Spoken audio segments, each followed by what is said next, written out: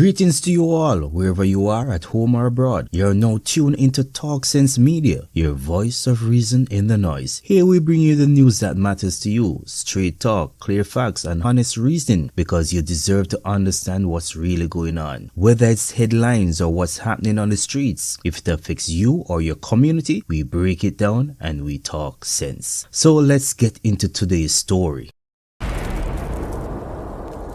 Today I have a very interesting one for you. Yes, it still has to do with polling, but it's coming from a very unlikely source that most of us as Jamaicans would not think about. So Island Bet is putting out odds on the 2025 general elections. So who is Island Bet? They were previously known as Island Gaming Company Limited, and it is a licensed Jamaican betting and gaming company. As a matter of fact, it's one of the largest local platforms for sport betting, horse racing, casino-style games, and lottery-style gaming. But guess what? They also accept betting on politics. No, I'm in no way, shape or form promoting this company. Instead, what I'm doing is providing you with information, with data based on betting that is taking place right now into who will win the next general election. So just think of it like sports betting, and the odds actually show who the money is backing to win right now. So on August the 29th, the odds gave the JLP a 1.5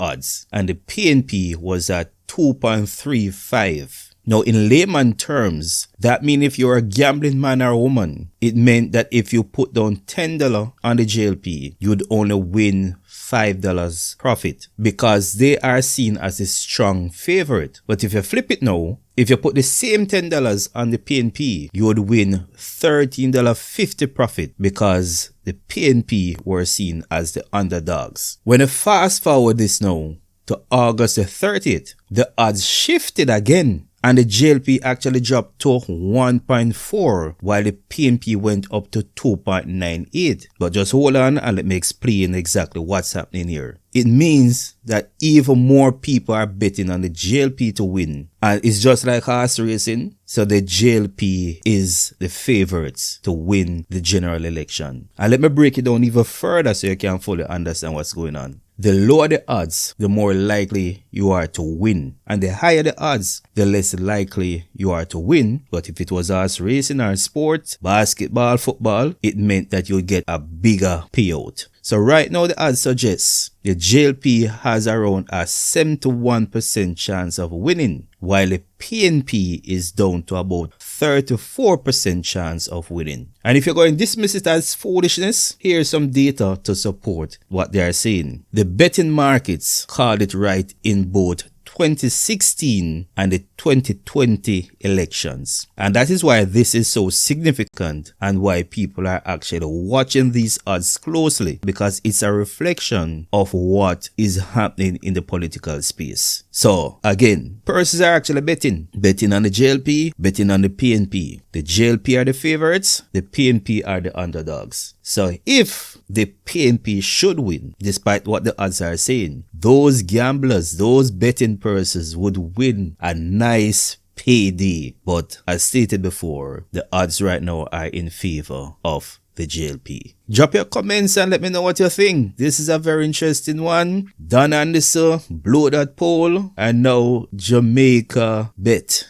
This is Talk Sense Media, your voice of reason in the noise.